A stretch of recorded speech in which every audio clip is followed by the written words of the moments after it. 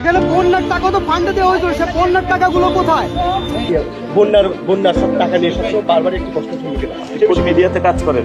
বন্যাগ্রস্ত মানুষকে আমি 500 টাকা দিছিলাম, সে টাকা আর এখনো আমি আমার বন্যাগ্রস্ত মানুষেরা সেই টাকাটা পাইনি, সে টাকার কোথায় গেল? কেন কিছুদিন পরপরই বন্যার ত্রাণের টাকা নিয়ে সাধারণ মানুষের মনে এই প্রশ্নগুলো জাগছে?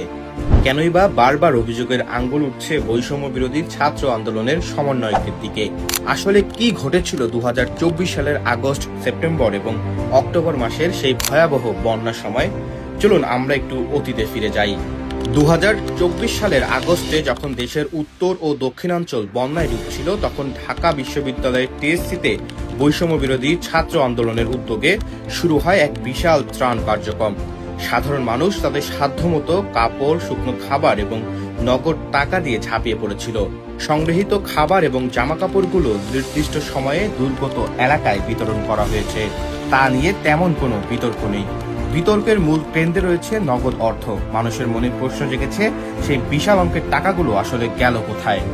বৈষম্য বিরোধী ছাত্র আন্দোলনের পক্ষ থেকে 1 অক্টোবর 2024 সালের রাত 8টায় একটি সংবাদ সম্মেলন করা হয়েছিল, যা প্রথম আলোতে 2 অক্টোবর 2024 সালের 1:37 প্রকাশিত হয়।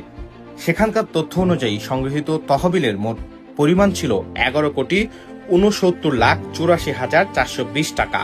এই টাকাগুলোর উৎস ছিল নগদ সংগ্রহ 9,85,15,425 টাকা। বাকি টাকা mobile banking, price bond, dollar এবং অন্যান্য মাধ্যমে সংগৃহীত হয়েছে। তহবিলটি ব্যবহারের ক্ষেত্রে তারা দুইভাবে সিদ্ধান্ত গ্রহণ করেছিলেন। শুরুতেই 1,38,33,207 টাকা ত্রাণ কার্যক্রমের পেছনে খরচ করা হয়।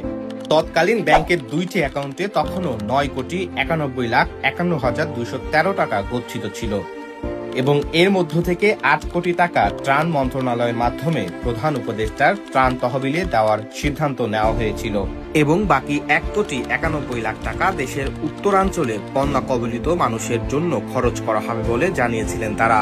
অডিটের সময় ত্রাণ সংগ্রহ কার্যক্রমে কোনো ধরনের অস্বচ্ছতা পাওয়া যায়নি বলে জানান চার্টার্ড অ্যাকাউন্টেন্ট আজিজ হালিম খায়ের চৌধুরী ও অডিটর গোলাম ফজলুল কবির। এবং পরবর্তীতে 3 অক্টোবর বন্যা কবলিত অঞ্চলে সার্বিক পুনর্বাসনের জন্য প্রধান উপদেষ্টার ত্রাণ তহবিলে 8 কোটি টাকার চেক হস্তান্তর করা হয়। চেক গ্রহণ করেন দুর্যোগ ব্যবস্থাপনা ও ত্রাণ উপদেষ্টা ফারুকী আজম। এরপর থেকে সম্পূর্ণ অক্টোবর মাস জুড়ে বৈষম্য বিরোধী ছাত্র আন্দোলনের ত্রাণ কার্যক্রম উত্তরাঞ্চলে চলতে থাকে এবং বাকি টাকাগুলো সেখানেই ত্রাণ কার্যক্রমে খরচ করা হয়।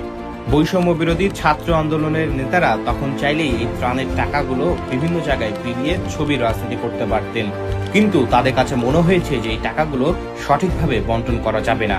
তাই তারা সিদ্ধান্ত নিয়েছিলেন এই টাকাগুলো প্রধান উপদেষ্টার ত্রাণ তহবিলে জমা দেওয়ার জন্য।